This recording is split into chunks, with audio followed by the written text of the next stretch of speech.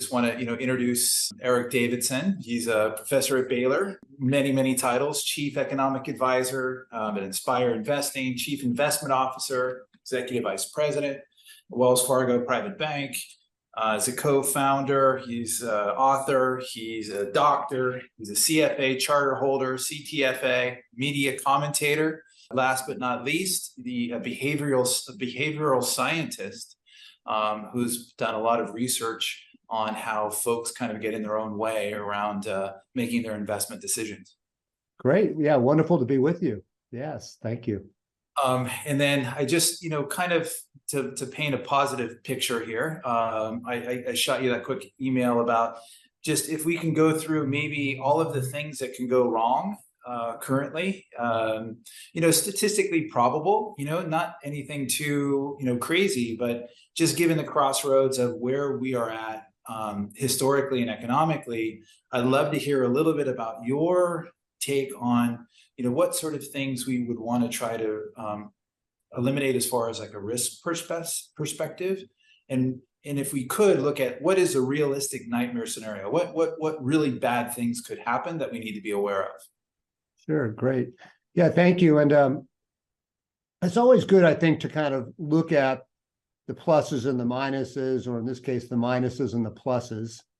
It is in our human nature, and this is what we study in behavioral finance, we kind of tend to gravitate to the negatives, right? And we could quickly come up with a list of 100 things that could go wrong, and maybe it takes us a little time to come up with maybe even 10 things that could go. Part of our survival instinct as humans, our herding instinct, and makes sense. I would just hearken back to, if we were having this call in January of 2020, there might be a little bit of hindsight bias, but if we're real honest with ourselves, if we came up with 100 things that could go wrong in early 2020, we probably would not have set a pandemic. So oftentimes, as my grandmother used to say, it's the things that we don't worry about that we need to worry about. But nevertheless, it is a good exercise to, what are some of the challenges out there? So, on my list of things, there certainly is this looming recession that we have here in the United States. Recessions are normal and typical, and this one seems to have been keeps getting pushed off. It's still seen that it's coming, but it just keeps getting pushed off. Part of what's going on there, I think, is the strong labor market, and I always hesitate to say this time is different, but I do think that what we've been through with the pandemic, now it's in the rearview mirror, but we're still, the lingering effects of that we're still seeing. So we don't quite know how the economy responds so well after a pandemic. And so a lot of our typical models and such might not apply. But, the recession is certainly something that's out there. Going hand in hand with that is this dramatic increase that we've seen in interest rates, particularly in short interest rates, such that we have this prolonged inverted yield curve, which the likes of which I have never seen. And I'm real, we saw kind of some cracks in the infrastructure of our economy when we had the regional bank crisis in the spring, but I've just been amazed at how well the economy has handled the shock of interest rates, and then also this negative yield curve, which only happens, maybe 5% of the time. We certainly have a very polarized political environment, which is saddening and scary. And, right now we're dealing with a potential, government shutdown. Again, we averted the default with the debt ceiling issue, but, we certainly have this potential government shutdown. So that's playing out there. Speaking of polarization globally, we're in a much more polarized environment, sadly, as we look at relations with China, obviously with Russia and Ukraine, North Korea. Yeah, so there's a lot going on the global front also. So those are some of the things that come, to top of mind in terms of kind of what keeps me up at night, for sure. When you take a look at the interest rates, number I remember is like a 650% increase in interest rates in some sort of ridiculously short period of time. So with mortgages at, let's call them 7%, and, let's say an average home price of, or a mortgage of $600,000, kind of the math that I saw, and we can pencil it out later, but just in general, a 7% mortgage, rate of interest on a $600,000 mortgage would equate to about a 56% increase in the cost of the housing costs to the ordinary family. You raise your living costs by 56%, within, let's say, 12 to 18 months. Any thoughts on sort of the negative consequences to real estate there, or what are you feeling? Yeah, thank you. You definitely have hit on some very important points. And, as we look at the real estate market, first looking at residential. Now, if you had told me a pandemic was coming, I would have never in a million years predicted that, after a brief decline, that they would skyrocket. In hindsight, now it makes perfect sense, but you've had this tremendous run up in real estate. You had lingering from the financial crisis, you've had a constraint on supply of new homes. And so the supply demand dynamics have been very challenging for the housing market, which has certainly contributed to the run up. And then you have what you've described, which certainly makes it difficult for new purchasers of homes the world looks a lot different than it did 2 or 3 years ago, right? And it's kind of, on the humorous point, you now have a little bit of a humble bragging about people that got their 3% mortgages or their 2 7/8 mortgages. And then, I'm a professor here at Baylor University, and, a lot of my students are going out and we talk, and they're facing, if they want to buy a house, 7% mortgages. So it's a real challenge. And then the flip side of that as well is that if you have, generally mortgage in the United States are not assumable, say 98% of them are not. And so people have, to some extent, some golden handcuffs in the sense that they might want to trade up or get into a smaller home or a bigger home or what have you, but they've got this great low mortgage rate that they don't want to give up. So demand is constrained, but supply is constrained as well. So it really makes for a challenging residential housing market. And, and we can't not mention the commercial real estate market as well. Certainly, particularly the office market, where work from home has dramatically changed the landscape for that, and so the downtown business districts have changed dramatically, and so the commercial real estate market is changing significantly as well as we speak. So hard to say exactly where that's going. Residential, maybe we're about to bottom there. Commercial, particularly office, there could probably be more challenging times to come there. Erik, could you just, explain, when you say non-transferable, the difference there between, let's say, individual debt and, let's say, the mortgage you have on your home? Yeah. So it's assumable.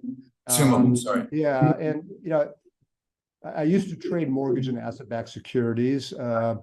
And if memory serves correct, only FHA and VA loans are assumable. So if I sell you my house, and there's an and I have a great, 3% mortgage, I can sell that house to you and sell you can get the 3% mortgage, which is pretty cool. So if that's the case, it might make my house more attractive to buy, or I might even be able to juice up the price a little bit compared to something else. Yeah, and if I got a great 3% mortgage and and I need to move up, I need a bigger house or whatever, I don't get to bring that with me. So I have this super 3% mortgage, and now I go buy a new house that's a better fit for me and my family, but I got to pay 7%. That certainly comes into play. We kind of get a little look at that. California real estate is, with Proposition 13, people kind of get locked in golden handcuffs with their low property taxes. So they're reluctant maybe to go out and buy a new home because they're going to have to go with the higher property taxes. So sort of the same effect. the general sort of like, kind of 12-month, 18-month numbers are pretty challenging. I think the number I saw was, I think we've got about 37.9 million Americans living below the poverty line, Yeah. which is, I think, the highest number in 13 years. Mm-hmm. And there's some difficulties there. Any thoughts historically on when we start to see that large of a population disparity between haves and haves nots? Are we sort of expecting a political upheaval a little bit? Should we look for some higher taxes or some reactionary legislation from the central government? Yeah, so this is a huge challenge. And, again, part of it is related to what we've been through with the pandemic. We're seeing, sadly, particularly in some of our coastal regions, increased homelessness. Sorry, David. Sorry to interrupt you. I think I said homelessness. I think, forgive me if the poverty line. I think it's the highest in 13 years, and homelessness is the highest in 10 years. So I'm sorry if I kind of cross between those two. Yeah, but obviously related, right? And homelessness, and particularly on the coast, and and it's very good. And thank you so much for bringing up this topic. At the same time, we've got this labor market that's still extremely robust. Unemployment has been below 4% for quite some time, and but there's this mismatch between the skill sets needed and the skill sets, the supply and demand dynamics, right? And so trying to solve for that is the bigger challenge. You mentioned higher taxes, and I think that goes hand in hand with yet another problem is that we've got this, again, we have a deficit, understandable as we fought the pandemic, but our debt levels, our national debt is at levels as a percentage of GDP that we've not seen since World War II. And it's really challenging politically. How do you solve for that, right? It's hard to run for election and say I'm the candidate who's going to raise your taxes, or I'm the candidate who's going to cut government spending. It's from a political standpoint, it's hard to get the mandate to solve this debt, and yet we're at the point where the national debt is equivalent to about $95,000 per capita. I mean, that's just incredible, right? And that's quite a burden, sadly, that we are passing on to future generations to get this solved. Taking into context, let's say we go back to 1926 and just kind of move forward. I think you and I are both in the same camp. We both love statistics, and we want large samples, we want large data, we want to take a look at sort of the bigger arcs in history and economics. But as we see, let's just use the Great Depression as a benchmark, and I think peak to trough, and let's say small cap or some sort of reasonable stock index, we might see a decline of 80% peak to trough during the Great Depression. And as we sort of relate, not to a big drop in the stock market right now, but just in the sense of alarm and concern, what mistakes do people make in their portfolios behaviorally, which maybe seem to make sense in the moment, but sort of in hindsight, they become a victim of their own errors or their own fears. Yeah, thank you. So that's fantastic place to go. So my area of specialty and research and passion is what we call behavioral finance, where psychology and finance, psychology, investing come together. And it's a big topic, and several Nobel Prizes have been won in economics in this kind of new and growing field. But I think, given my previous role as the chief investment officer, I think the biggest risk that investors face is not any of the things I just listed. I really have come to firmly believe that the biggest risk investors face is that person that they see in the mirror every morning. It's ourselves, right? I don't think we as humans are very well designed to be good investors. Our survival instincts, our herding instincts are so very, very strong. And so it's easy to look, come up with a list of, things that could go wrong and start to panic and, maybe say, well, I should sell everything and go to cash. And I don't think that's a winning strategy by any means. I think, as you look back over history, certainly, as you're right, in the Great Depression, stocks declined 85%. But even there, it took 14 years to get back to even. If your timing was awful and you bought right at the peak before, the crash of October of 1929, it would have taken you 14 years to get back to even, right? You go to cash, it's, you'll never. So, you'll never get ahead with cash, right? You're always going to be, it's a loser's game to run to cash. First of all, because our timing is going to be so bad.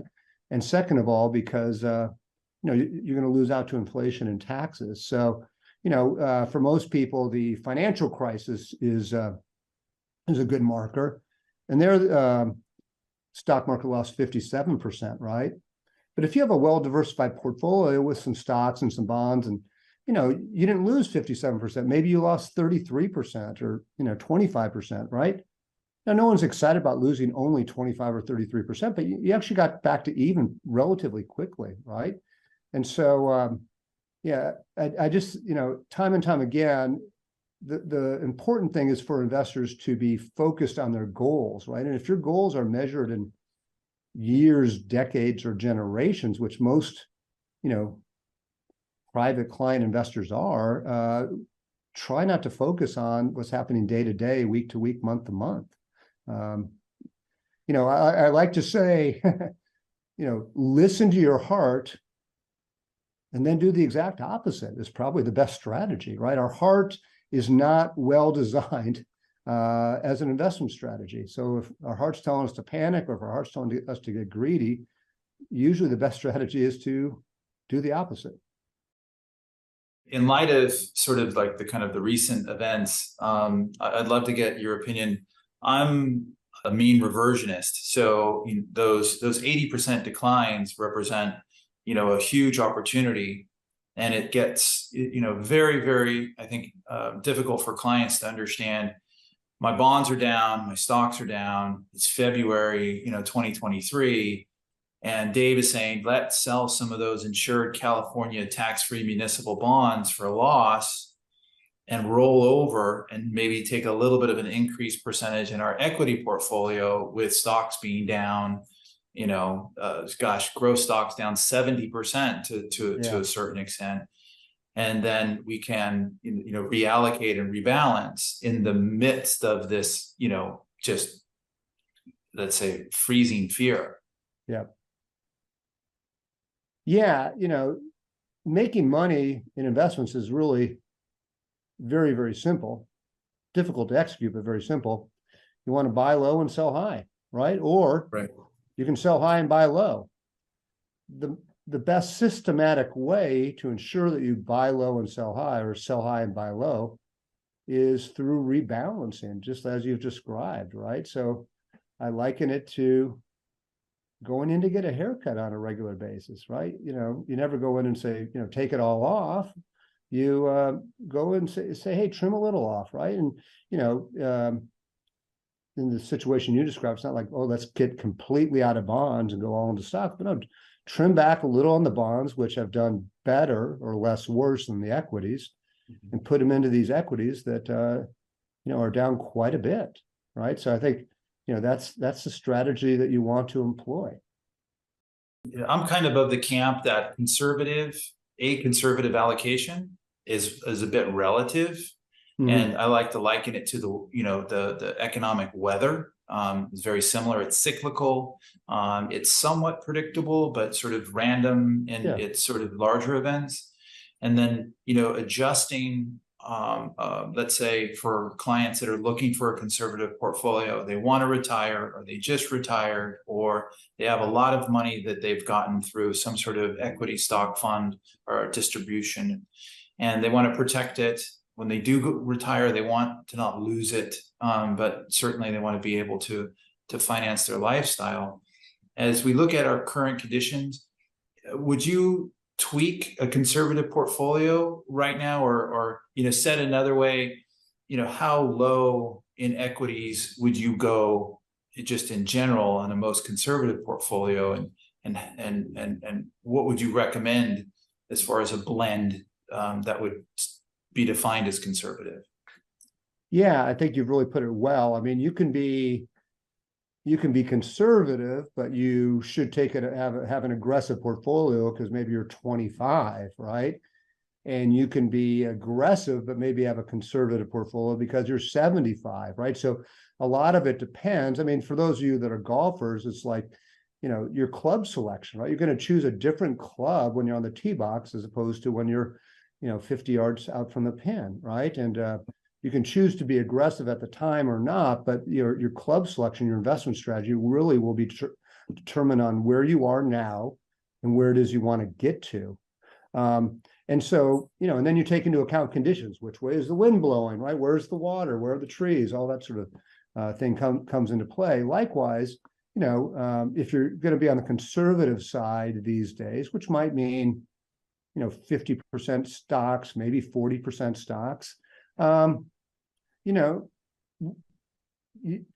think that's probably a good place to be, within the stock portfolio. And back to your point about being a mean reversionist, I've been really surprised at, how growth stocks have just been done so very, very well for many, many years. I just can't see that continuing to last, particularly as I see such enthusiasm for the Magnificent Seven. Again, when I see people getting excited and rushing in and things start to become bubble-like, I want to tend to want to go the other direction. So, you can maybe maintain, that on the conservative side, 40-50% stocks or so, but maybe lean more towards value, right? Value actually had a really good year last year and is, maybe not as good this year, but values, over time, we know value outperforms growth.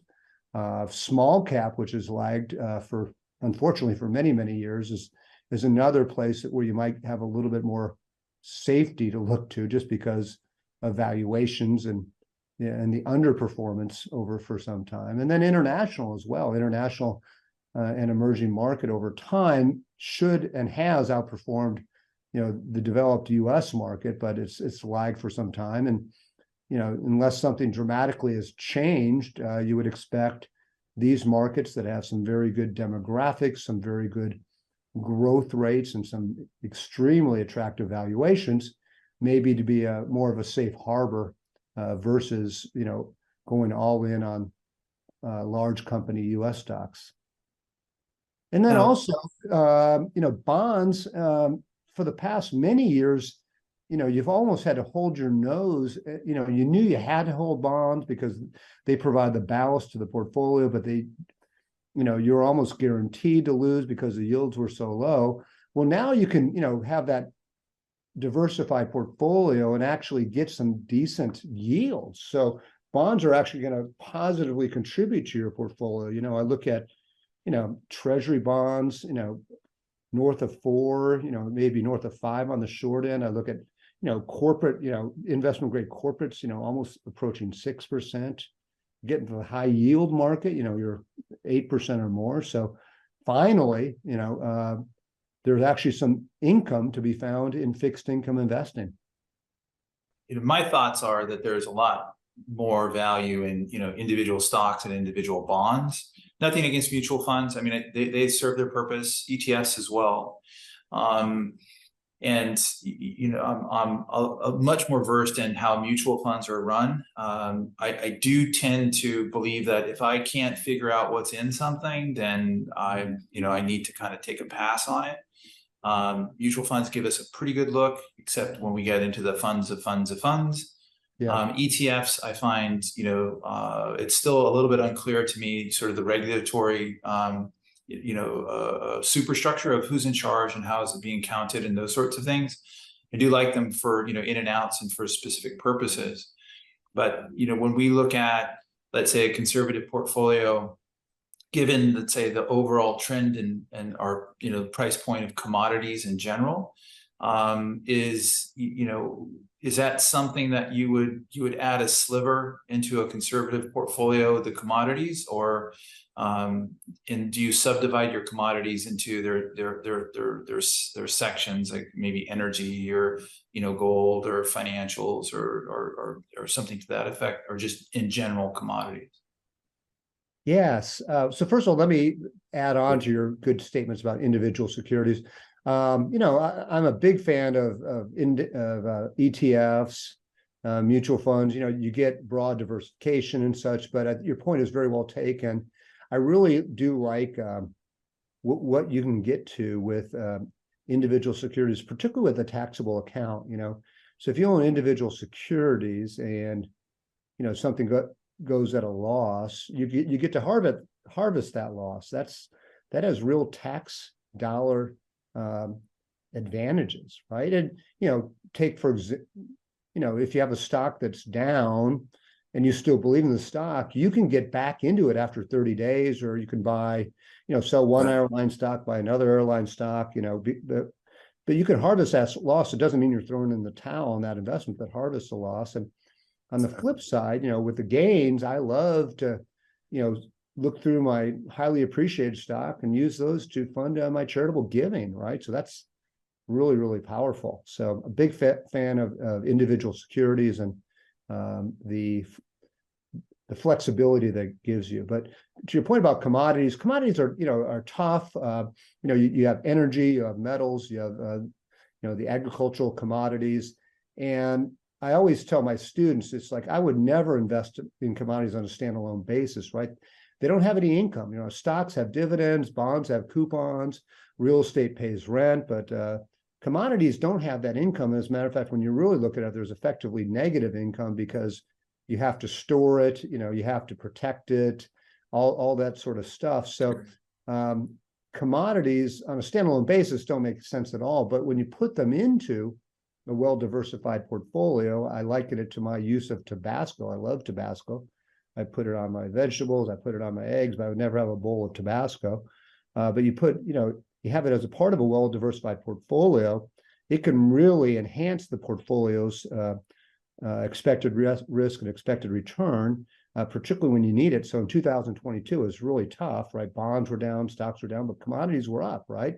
We see that, even as we're having this call, that oil is doing really, really well. So, oil, as we move into a green economy, that's great. But, we're going to need oil for a while, right? So, the energy complex is an important place to be. As we do talk about our national debt and deficit and, concerns for government spending, gold is certainly a nice safe haven there. And as you look at the, agricultural commodities, we got 8 billion people on this planet. And, the good news is they're moving into the consumer class, right? They're moving into the global middle class. They are rising out of poverty globally. And that's going to bode quite well for the commodity complex also, or the agricultural aspect of it. So you would reserve a small space right now in this environment, even in a conservative portfolio, for a diversified commodity investment? Yeah, in my book, there's always a place at the table for commodities. And again, there's been years where I've kicked myself for having them because, again, there's no income and such. But, then I look at a year like 2022, I'm like, wow, I'm sure glad I had those in the portfolio. And you just don't know when that's going to happen. So, having a slice, 5% plus or minus, maybe as much as 10, it's tough to go much beyond that. What has gravitated me to you is while I went to the University of San Diego and I actually took a class in commodities, and my finance professor actually stood up in front of the class and just basically said, whatever you do, don't ever buy commodities. And ironically, my first job right out of college is at a hedge fund where we're trading commodities. Yeah. But as a mean reversionist and as someone who's been taught to experience things, my mentor, he had this great expression where his family survived the Holocaust, And here I was, this green, kid coming out of college, and I, my, Sharpe ratios and my, risk-free rates, and I got all this stuff, and, and we're sitting down, and I, asked, Stan, how do you approach these things? And, where do you start in your investment process? And he's like, well, because of what's happened in our family history, I kind of start with, well, what if I wake up one day and my government doesn't like me? And that's in his family history during World War II. And it was like, kind of like, my mouth hit the floor because I had no answer to it. It's like, well, what do you do? And of course, these things are like, to your point, analogous of, what club do you pull out of your bag and where you are in your life. Of course, he was very, very wealthy, and a lot of his needs had been met. And he was at a point in time where he was working on transitioning his wealth to his next generations, plural.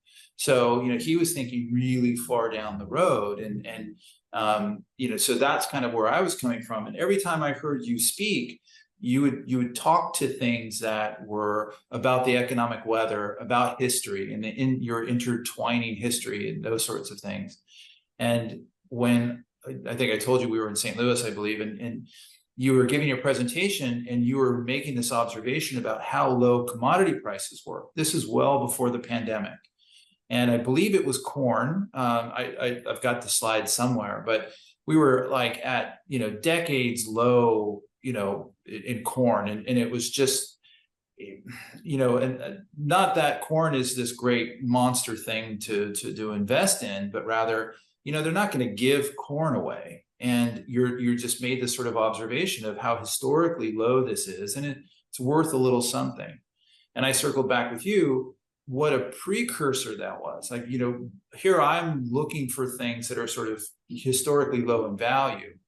And you're finding these things. And, as it would transpire, those were precursors to the pandemic. Now, I never would have thought there would have been a pandemic. I never guessed it in a million years. But in hindsight, the data was showing us that something needed to bring these prices back to an average. What that trigger was, who knows, right? I don't think we'll ever know. But when things get that far out of line, you called it. I mean, you were, and I had this conversation where, there was like senior leadership was just like, David, why are you buying corn for? I mean, it's the smallest amount and putting these things in. And I was, and I was so in tune with what you were saying. I knew it to be true, and it worked out to be, quite a call. If I don't want to make your head too big here, but that was a great call of yours. Oh, no, please continue. Yeah, no, it's, and I have found with the markets, and, you talk about the weather, ironically enough, my dad is a meteorologist. He is a weatherman. He's a PhD in meteorology. So maybe that is how I kind of been taught to kind of look at the world and the markets. But, winters always come, summers always come. Obviously there are some odd things going on right now regarding climate change for sure. But, there is some predictability, or certainly temperature reversions, right? Things get really cold in the winter, they get really hot in the summer, and then fall and spring, they're kind of in between. And likewise, so we kind of wait around, and in the middle of winter, you think summer will never come. And, trust me, I'm now back in Texas, and in the middle of summer, we think winter will never come, and yet it does. But it seems like it's a long wait. And we saw that with commodities. The other thing that it was a long wait, and, probably for many people on this call, in your lifetimes, you have seen inflation. When I first started teaching at the university level a couple of years after my retirement, I really had to explain to my students what inflation was, because they had never seen it in their lifetimes. And yet now they know it. They see it. I no longer have to explain it. It's quite tangible to them. But it was we were waiting for inflation, that inflation shoe to drop for a long, long, long time. And then it comes in spades, right? Just boom, here's a lot of inflation all at once. So it is interesting how these things, you wait, and then it's like, oh, here it is. we're sort of kind of running short on time here, Eric, and I don't want to keep you too much longer. But any questions or anything that you wanted to cover that we haven't quite covered before we wrap it up? I think we've covered the gamut. Again, I just really would emphasize, and I try to emphasize this whenever I talk with investors, is that the real challenge is our own behavior, right? And it's not just with investing; it's with with our health. It's with so many things. We know the right thing to do. The challenge is in the doing, right? And in the moment, in the passion, we panic or we get greedy, and so likewise, to the extent that we can put in place sort of the guardrails to mitigate against our own worst enemy, ourselves, I think that's really helpful. So putting in place, things like a disciplined rebalancing plan, I think is really helpful to extract the emotions. Putting in place kind of, I think 401ks are incredible. Any sort of disciplined contribution plan where you put money in, come good times or bad, because otherwise we're going to wait until we think that things are good, and then invariably we put it at the top. And so, anything that we can do to put in place these disciplines, having an advisor is critical. It helps us to kind of bring some objectivity to our discussions. Sort of like having a personal trainer. The personal trainer is going to hold us accountable, right? And to our exercise regime, to our eating regime. So that's going to be really, really helpful. I do think reflecting our values can be really helpful to kind of disassociate from our emotions. If we're investing for a purpose, and these days we might call it ESG or socially responsible investing or values-based investing, I think that kind of lifts us to a higher purpose, and therefore can help to mitigate maybe the emotions of panic or euphoria that might overcome us when it comes to investing. I think all these sort of things help us to overcome our humanness. Eric, could reflect a little bit on like where we are historically, in this sort of cycle. I know it's a little bit off the table here as we look at interest rates and those sorts of things. But are you seeing any similarities in other time frames in history that you might be able to equate us to? Yeah, I think kind of the go-to has been sort of the kind of 70s, early 80s, a lot of the stagflationary period, and that was a dark time. Many of you might remember it. I certainly do. And so I think that's certainly the risk. I think once that inflation tube is out, toothpaste is out of the tube, it's really difficult to get back. So this idea that we're going to get back to 2% inflation, I'll take the over on that. I think it's been a real challenge. And you're seeing it, the dynamics between with the strike activity that's taking place and the dynamics between labor and management. It's just going to be, it's really tough for people that have seen high inflation, to not want to see that reflected in their paycheck. So I think, recession, or high inflation recession, I do think a recession is coming. The inverted yield curve is, a good indicator of that. Maybe, given the strength of the labor market, maybe it will not be that deep and might be relatively short. So that's what I see looking out. And I just can't help but think that, again, this has been a great time for the US on a relative basis, but there's a lot of exciting things going outside of our borders. I've lived overseas, I've worked overseas. I think at last count I've been to 37 countries, and yet still, I mean, there's no better and exciting place to be from an economic standpoint in the United States, but nevertheless, there's a lot of great things going on overseas. And so having a portion of your investments outside the United States, I think makes really good sense as well. And then also, bonds, as we mentioned earlier, bonds finally are providing some income. I think, that's a good place to be looking for your portfolio as well. So simply extrapolating what has worked well recently into the future, I don't think that's a good strategy. I think, what's worked well over decades, I think is probably a better strategy. And, that's going to be a well-diversified portfolio, with some value in there, with some small cap in there, with some international in there, with a decent exposure to bonds, and to your point about commodities as well. Excellent. Erik, thank you so much for your time. I really appreciate it, Erik. And hopefully we can do it again soon. Absolutely. It's been so fun. Thanks, Erik. Yeah.